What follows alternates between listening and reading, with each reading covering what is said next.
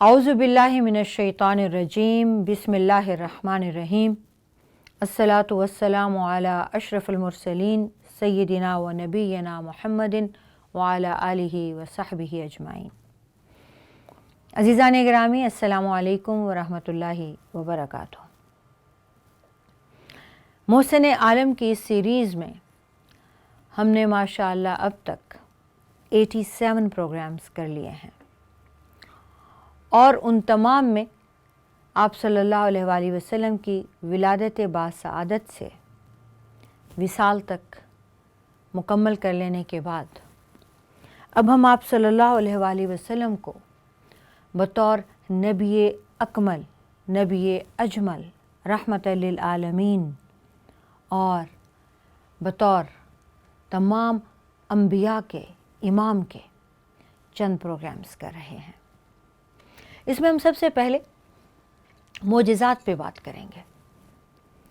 मोजिज़ा असल में उस अम्र को कहते हैं, मोजिज़ा वो चीज़ है, वो काम है जो आदत के ख़िलाफ़ हो, नॉर्मल ना हो, मामूली ना हो, कोई ख़ास चीज़ हो, कोई ख़ास काम हो, कोई ख़ास अमल हो और ऐसा जो कि आम इंसान उसको करने ना पाए। आम इंसान उसको करने से आजिज़ होता है, उसके बस में नहीं होता।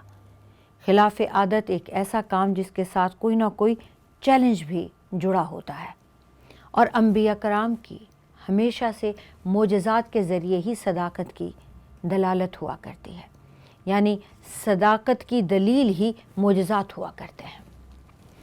मोजज़ा कहने की एक वजह यह भी होती है कि बाकी जो अंबिया की कौमें या उम्मतें हैं, चूँकि ये आम काम नहीं है, राइज नहीं है, तो उन्हें मानने में या चैलेंज के नतीजे में मोजिज़ात को देखने के बाद उन अंबिया पे ईमान लाना होता है। मिसाल के तौर से चांद के 2 टुकड़े हो जाना, उंगलियों से पानी का जारी होना, चट्टान से ऊँटनी का निकल आना, पहाड़ का गिर जाना, ये सब ऐसे मोजिज़ात हैं कि उस वक्त की कौमों को इन्हीं मोजिज़ात के ज़रिए अपने अंबिया की सदाकत को यकीन करना पड़ा। इमाम फ़खरुद्दीन राज़ी इस पर बहुत उम्दा गुफ्तगू करते हैं। अज़ीज़ान गिरामी, इमाम साहब फरमाते हैं कि इंसानी मुआशरा अपनी इस्लाह और तरक्की के लिए हमेशा नबूवत के नूर का मोहताज रहा है। कि फरमाते हैं कि इंसान दूसरे हैवानात की तरह नहीं है कि दूसरे हैवानात अपनी ज़रूरियात के लिए ख़ुद कफ़ील होते हैं। इंसान अपनी ज़रूरियात ख़ुद पूरी नहीं कर पाता, उसके लिए वो हमेशा दूसरों का मोहताज रहा है। आपने सुन रखा होगा, ये एक मुहावरा बहुत आम है कि इंसान पैदाइश से लेके दफनाए जाने तक दूसरों का मोहताज रहा है। इमाम साहब उसी को इस तरह से बताते हैं कि इंसान अपनी ज़रूरियात की तकमील के लिए दूसरे इंसानी अफराद के ताउन का हमेशा मोहताज होता है। एक इंसान बेशक अक्ल व फ़हम में आला मर्तबे पर ही क्यों ना फायज़ हो, तन्हा वो अपनी ज़रूरियात को अपने आप के लिए भी बाहम नहीं पहुंचा सकता। और उसकी मिसाल वो बहुत रोज़मर्रा ज़िंदगी की मिसाल से देते हैं कि हमें रोज़ाना रोटी खाना होती है, मगर ये रोटी का एक लुक़मा जो आपके मुंह में जाता है, इसके लिए भी आपको बहुत सारे हाथों की मोहताजी है। कोई ज़मीन में हल चला रहा है, कोई बीज बोता है, कोई खेत की आबियारी करता है, कोई फसल पक जाए तो उसे काटता है, कोई उन दानों को इकट्ठा करता है, कोई पीसता है, कोई आटा बनाता है, कोई छानता है, कोई गूंथता है, कोई पकाता है और तब जाके एक रोटी आपका पेट भरने के लिए तैयार होती है। इसी तरह इंसान की दीगर ज़रूरियात का अंदाज़ा लगाया जा सकता है। अब अगर ये इंसान की दुनियावी ज़रूरियात हैं, तो फिर इंसान के मुआशरे की इस्लाह के लिए भी, इंसान की ज़रूरियात ज़िंदगी कैसे पूरी की जाएं, उसके लिए भी क़वानीन मुरतब करने के लिए भी, इंसान की मुआशी, मुआशरती, सियासी, तालीमी तमाम तरक्की के लिए کوئی ایسی ہدایت چاہیے ہے جو خود ہدایت یافتہ ہو، اور یہ ایسے وقت ہی ہو سکتا ہے جب کوئی ایسی شخصیت یا ایسا علم آپ کے پاس موجود ہو اور وہ عام انسانوں میں عام نہ ہو، بلکہ کوئی ایک نمایاں شخصیت ایسی ہدایت کو اٹھائے ہوئے ہو، لیے ہوئے ہو، اور جب وہ آپ سے بات کرے تو آپ کے پاس اس کے سوا چارہ نہ ہو کہ جب آپ اس شخصیت سے اپنا موازنہ کریں تو آپ کو وہ شخصیت بھی اور اس کی دی ہوئی ہدایت اور تعلیم بھی خود سے اعلیٰ اور برتر محسوس ہو۔ کوئی ایسی شخصیت عام شخصیت ہو ہی نہیں سکتی، وہ اپنے معاشرے میں، سیرت میں، کردار میں، اور وہ اگر یہ بھی کہے کہ یہ جو میں پیغام تمہیں دے رہا ہوں یہ میرا ذاتی نہیں، یہ اللہ کا ہے، تو پھر اس کو اور بھی زیادہ نفیس اور نیچرل ہونا پڑے گا۔ عالم نباتات ہوں، انسان ہوں، حیوان ہوں، جنات ہوں، عزیزان گرامی، زندگی گزارنے کے لیے ایک قاعدے اور قانون کی ضرورت ہر مخلوق کو رہی ہے، ہر جاندار کو رہی ہے۔ رسول اکرم صلی اللہ علیہ وآلہ وسلم کے معجزات میں سب سے بڑا معجزہ قرآن مجید ہے۔ قرآن مجید، اس کے 99 نام ہیں اور ان میں 54 نام خود قرآن میں درج ہیں۔ اس کی 114 صورتیں ہیں اور یہ 23 سال کے عرصے میں بتدریج نازل ہوا ہے، اور اس کی ترکیب، تنزیل، کہاں کون سی صورت رکھنی ہے، کہاں کون سی آیت کس سے پہلے کس کے بعد رکھنی ہے، 6666 آیات کو اللہ تعالیٰ نے نازل فرمایا ہے، اور اس کے اندر مختلف قسم کے علوم ہیں۔ اس میں اللہ تعالیٰ نے حلال و حرام واضح کیا ہے، اس میں اللہ تعالیٰ نے جنت اور جہنم بتائی ہے، اس میں اللہ تعالیٰ نے پچھلے انبیاء کے قصے بتائے ہیں، اس میں اللہ تعالیٰ نے عذاب، جزا اور سزا، قیامت، آخرت، یہ ساری تفصیلات اس ایک کتاب میں ہیں۔ پچھلی جتنی الہامی کتابیں رہیں وہ آئندہ آنے والے کسی نہ کسی نبی کی یا دین کی خوشخبری سناتی رہیں۔ اسی لیے رسول اکرم صلی اللہ علیہ وآلہ وسلم کا تذکرہ اور اشارہ تقریباً ہر الہامی کتاب میں رہا۔ اللہ تعالیٰ نے یہ تو بتایا کہ ہر قوم کے لیے اس نے ہادی بھیجے ہیں، ہدایت بھیجی ہے، لیکن قرآن میں اللہ تعالیٰ نے پچھلے انبیاء کے قصے بھی بتائے، کس قوم پر، کس نبی کی امت پر کون سے عمل کی وجہ سے کون سا عذاب نازل ہوا۔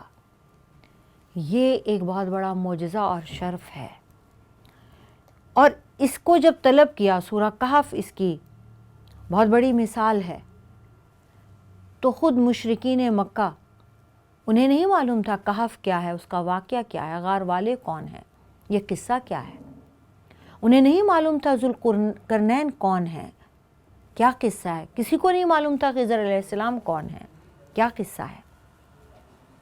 الہامی کتابوں میں، پچھلے ادیان میں تھوڑا بہت ذکر کہیں نہ کہیں ہے، رسول اکرم صلی اللہ علیہ وآلہ وسلم سے تو یہ بات ہزاروں سال پرانی ہے، اللہ تعالیٰ انہیں بتاتے ہیں۔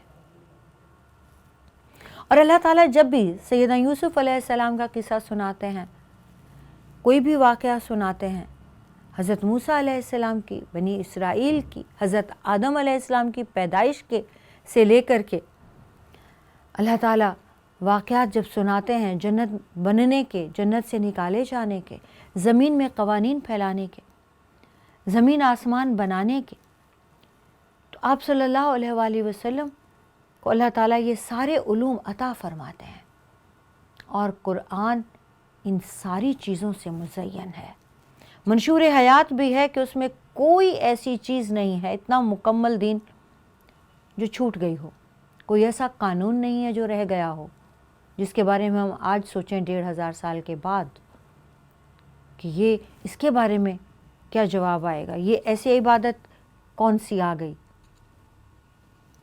بلکہ فرما دیا گیا کہ مکمل ہو گیا ہے دین اور چن لیا ہے اور یہ بس پورا ہے۔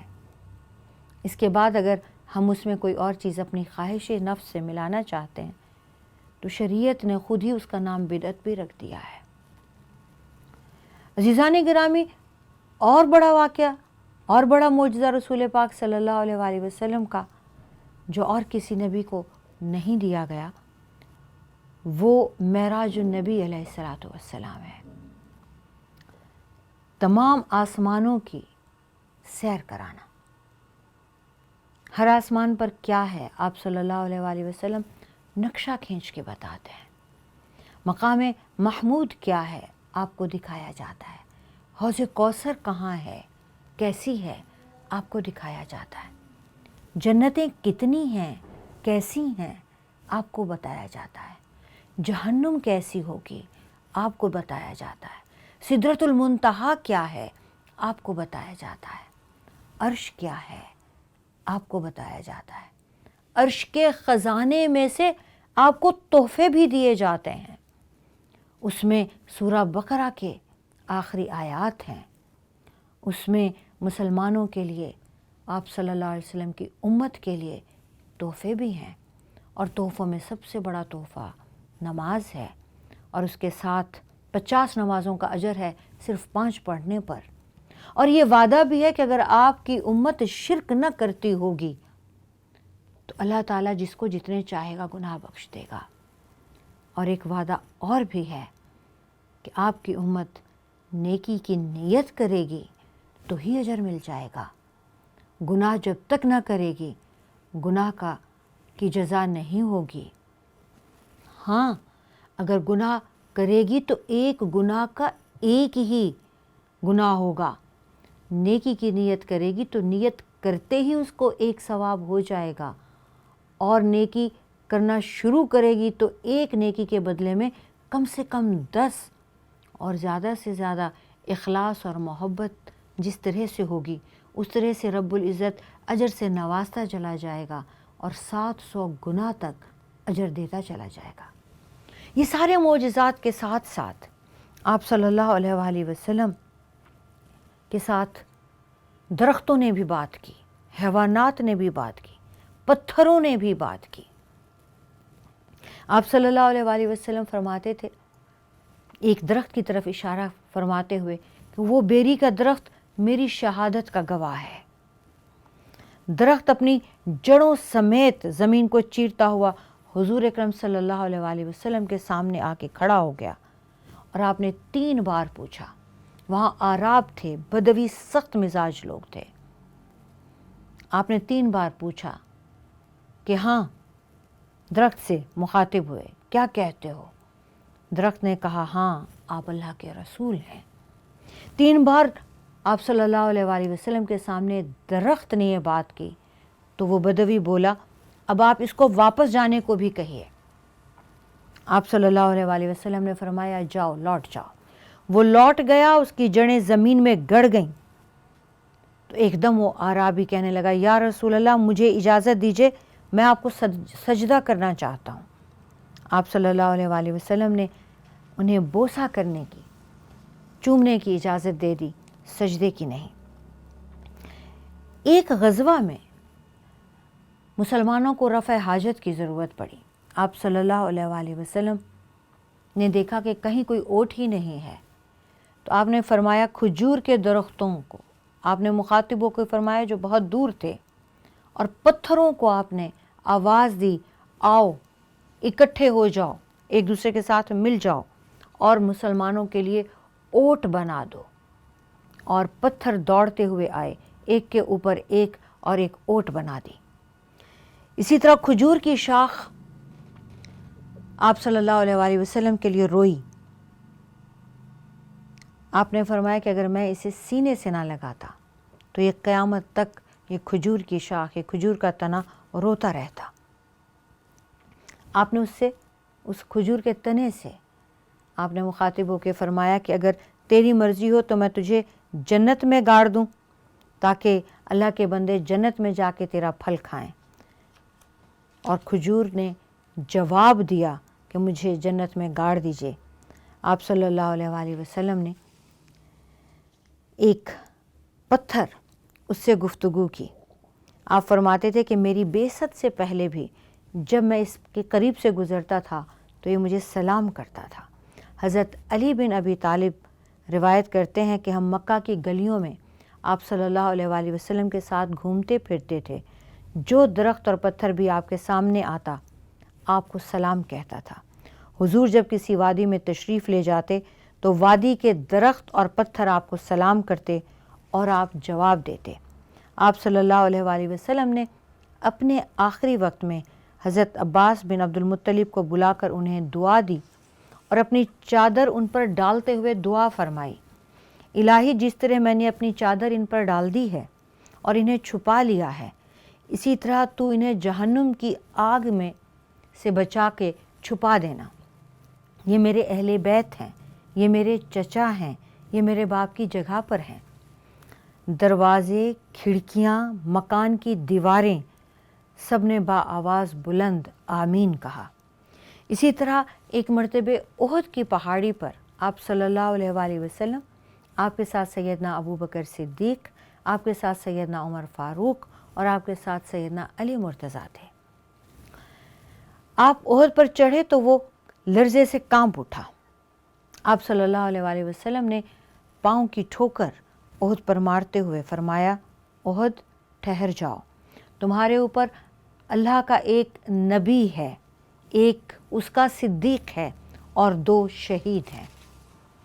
آپ صلی اللہ علیہ وسلم نے جب حرم میں 360 بتوں کو توڑا تو آپ نے چھڑی سے بس ان بتوں کی طرف اشارہ کیا اور آپ نے فرمایا، جاء الحق وزہق الباطل ان الباطل کان زہوقا. اور یہ کہتے جاتے اور اپنی چھڑی کو جس طرف گھماتے وہ پتھر وہیں گر جاتا. ایک راہب نے آپ صلی اللہ علیہ وآلہ وسلم کو بچپن میں ہی جب دیکھا تو اس نے کیا دیکھا؟ اس نے اپنے لوگوں سے جا کر بتایا کہ جب یہ بچہ جہاں سے گزرتا ہے پتھر کے سامنے اور درخت کے سامنے سے تو سب سجدہ ریز ہو جاتے ہیں. جب آپ صلی اللہ علیہ وسلم ابو طالب کے ساتھ شام میں سفر کے لیے گئے اور آپ کی عمر صرف 12 سال تھی تو راہبوں کا سردار بولا کہ انہیں فوراً گھر واپس لے جائیے. میری طرح یعنی اور بھی کوئی صاحب بصیرت ہوا جس کو یہ باتیں سمجھ میں آتی ہوئیں تو وہ ان کو نقصان پہنچائے گا. اور اس نے بالخصوص کہا کہ یہود ان کو نقصان پہنچائیں گے. اسی طرح آپ صلی اللہ علیہ وآلہ وسلم سے حیوانات بھی بات کرتے تھے. انصاری تھے، ان کا ایک اونٹ پانی نہیں بھر رہا تھا. آپ صلی اللہ علیہ وآلہ وسلم وہاں جانے لگے انصاری کی شکایت پر تو انصاری بھاگتا ہوا آیا، کہنے لگا، یا رسول اللہ، یہ اونٹ تو باولے کتے کی طرح ہو گیا ہے، آپ اس کے قریب نہ جائیں. آپ وہیں رک گئے، اونٹ خود دوڑتا ہوا آیا. اب سب ڈر گئے کہ کیا کر رہا ہے تو آ کر سجدے میں گر گیا. اپنے منہ کو حضور اکرم صلی اللہ علیہ وآلہ وسلم کے سامنے رکھ دیا. آپ نے اس کی پیشانی کے بالوں سے پکڑ کر فرمایا، اپنے مالک کے تابع فرمان رہو. صحابہ نے جب یہ دیکھا تو کہنے لگے، یا رسول اللہ، ہم کیوں نہ آپ کو سجدہ کریں؟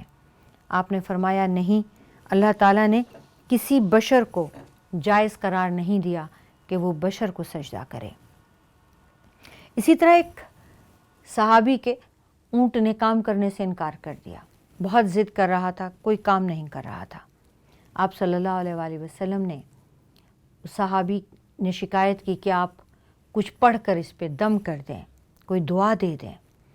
آپ نے اونٹ کی طرف دیکھا، وہ رونے لگا. آپ صلی اللہ علیہ وآلہ وسلم نے صحابی کی طرف رخ کیا اور فرمایا، سنو، تم اس سے کام زیادہ لیتے ہو اور خوراک کم دیتے ہو، اس نے تمہاری شکایت کرتی ہے. آپ صلی اللہ علیہ وآلہ وسلم کا یہ کہنا تھا، صحابی نے اس بات کو قبول کیا. اسی طرح آپ صلی اللہ علیہ وآلہ وسلم نے فرمایا کہ زمین اور آسمان کی ہر چیز جانتی ہے کہ میں اللہ کا رسول ہوں، سوائے سرکش جنات کے اور نافرمان انسانوں کے. اسی طرح عید الاضحیٰ کا موقع تھا. آپ صلی اللہ علیہ وآلہ وسلم اونٹ ذبح فرما رہے تھے اور ہر اونٹ بھاگ کر آپ کی طرف آتا اور آپ سے عرض کرتا کہ یا رسول اللہ پہلے میری گردن اپنے ہاتھوں سے کاٹیں۔ اسی طرح دو لوگ تھے، ان کا آپس میں جھگڑا ہو گیا، کہنے لگے یہ اونٹ میرا ہے، یہ اونٹ میرا ہے۔ آپ صلی اللہ علیہ وآلہ وسلم نے اونٹ کی طرف دیکھا تو وہ بلبلا دیا۔ آپ صلی اللہ علیہ وآلہ وسلم نے جس کا اونٹ نہیں تھا اسے کہا تم چلے جاؤ، یہ اونٹ بتا رہا ہے کہ تم اس کے مالک نہیں ہو۔ اسی طرح آپ صلی اللہ علیہ وآلہ وسلم ایک سفر میں تھے اور آپ گھوڑے پر سوار تھے، رفع حاجت کے لیے جانا تھا، تو آپ نے گھوڑے کو حکم دیا کہ وہ منہ دوسری طرف پھیر کے کھڑا رہے جب تک کہ فراغت نہ ہو جائے۔ آپ صلی اللہ علیہ وآلہ وسلم کے بارے میں ایک وفد آیا اور انہوں نے آ کر یہ بتایا کہ ہمارے پاس جنگل سے ایک بھیڑیا، اس نے آ کر آپ کی اطلاع دی ہے۔ بھیڑیے نے بکری کو پکڑ لیا اور جب چرواہے نے چھینا تو بھیڑیا دم کے بل بیٹھ گیا، بولنے لگا تمہیں اللہ کا خوف نہیں؟ اللہ نے جو رزق میری طرف بھیجا تم نے چھین لیا۔ چرواہا بولا کہ میں نے لوگوں کو اکٹھا کیا، لوگوں آؤ آؤ دیکھو کیا تماشا ہو رہا ہے۔ جب لوگ اکٹھے ہو گئے تو بھیڑیا پھر بولا محمد اللہ کے رسول ہیں جو ان نخلستانوں میں تشریف فرما ہے، لوگوں کو گزری ہوئی باتیں بتاتے ہیں۔ یہ سننے کے بعد وہ چرواہا اپنے کچھ ساتھیوں سمیت مدینہ چلا آیا اور آ کر آپ صلی اللہ علیہ وآلہ وسلم کے ہاتھ پر اسلام قبول کیا۔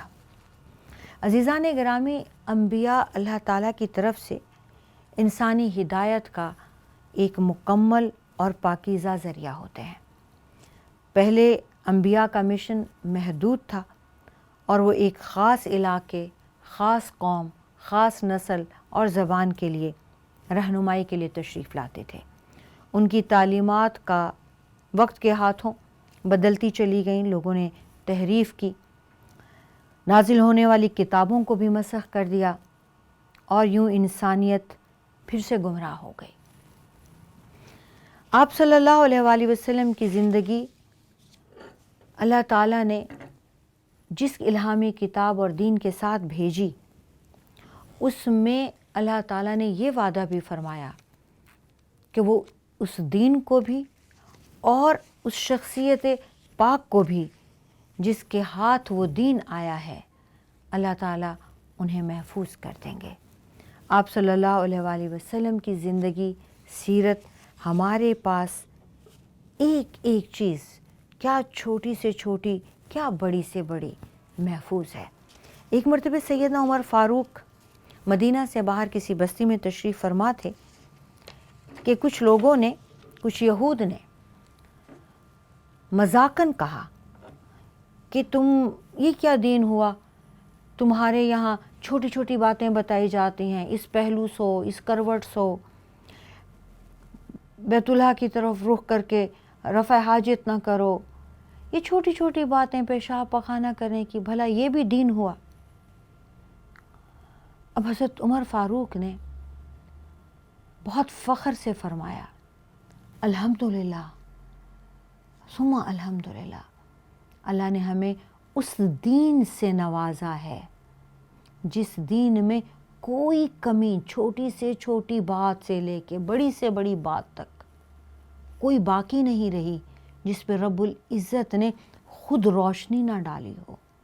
الحمدللہ ہم اس نبی کے امتی ہیں، رب العزت نے ہمیں ایسا راہبر اعظم عطا کیا ہے جس نے چھوٹی سے چھوٹی بات، بڑی سے بڑی بات ہمارے سامنے کھول کر واضح کر کے بیان فرمائی ہے، عمل کر کے دکھایا ہے، ہماری تربیت فرمائی ہے کوئی دین ایسا جس میں ہر بات ہو اور اسے مزید وضاحت کی ضرورت نہ ہو؟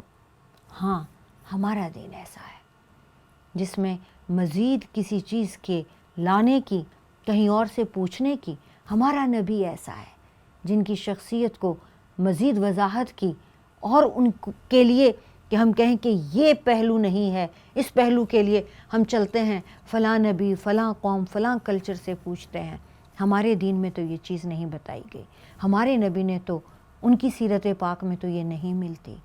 عزیزان گرامی، الحمدللہ ہم وہ خوش قسمت نیک بخت امت ہیں کہ ہمیں اللہ تعالیٰ نے ایسے مکمل، ایسے اکمل، ایسے راہبر اعظم، ایسے محسن عالم عطا فرمائے ہیں کہ ان کی موجودگی میں، ان کے آ جانے کے بعد، ان کی سیرت پاک میں ہمیں ہر چیز بہت واضح طور سے ملتی ہے، اور الحمدللہ ہم ایسے دین کے حامل ہیں کہ ہمارے پاس ہمارے قرآن اور ہماری سیرت کے علاوہ ہمیں کسی چیز کی ضرورت ہی نہیں کہ ہم کہیں ہماری زندگی گزارنے کے لیے باہر سے ہمیں کسی اور دین، کسی اور کلچر یا کسی اور شخصیت کی مدد کی ضرورت ہے۔ وآخر دعوانا ان الحمدللہ رب العالمین۔ السلام علیکم ورحمۃ اللہ وبرکاتہ۔